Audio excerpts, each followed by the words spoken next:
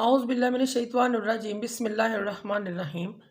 मोअज़्ज़िज़ सामीन कराम, अस्सलाम वालेकुम रहमतुल्लाहि व बरकातुहू। उम्मीद आप खैरियत से होंगे। हमारा आज का मौजू है ख्वाब में तवीज़ देखना और पहनना। अल्लामा इब्न सीरीन रहमतुल्लाह ने ख्वाब में तवीज़ देखने की, पहनने की मुख्तलिफ़ सूरतें बयान की हैं। हर सूरत की तबीर अलहदा है।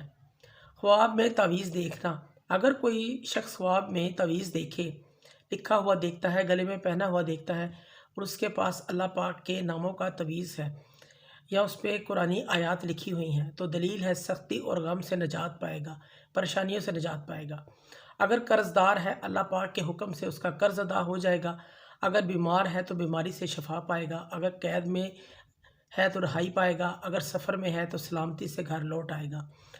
अगर ख्वाब में देखेगा वो किसी को तवीज़ देता है, कोई शख्स अगर ख्वाब में देखता है वो किसी को तवीज़ देता है, तो दलील है लोगों को फ़ायदा पहुँचेगा, ख्वाब देखने वाले के हाथों से पहुँचेगा। इस चीज़ की अलामत है। हज़रत इब्राहीम करमानी रहमतुल्लाह फरमाते हैं, अगर कोई ख्वाब में देखे कि वो तवीज़ लिख कर देता है तो उसके बदले में पैसे लेता है, मांग कर पैसे लेता है, बेचता है तवीज़, तो ये फ़िक्रमंद होने, गम परेशानी के दलील है। ख्वाब देखने वाला गम परेशानी किसी मुसीबत में मुब्तला होगा, इस चीज़ की अलामत है।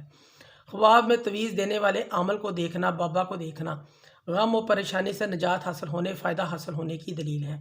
ख्वाब में तवीज़ को देखना ये उम्र लंबी होने की दलील है, दुनिया की सैर व सियाहत करने की अलामत है।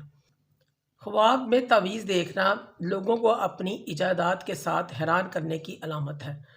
मोअज़्ज़िज़ सामीन कराम, अगर आपको हमारी वीडियो ये पसंद आती है तो इसे ज़्यादा से ज़्यादा सदका जारिया समझकर लाइक करें और चैनल को सब्सक्राइब भी करें। शुक्रिया।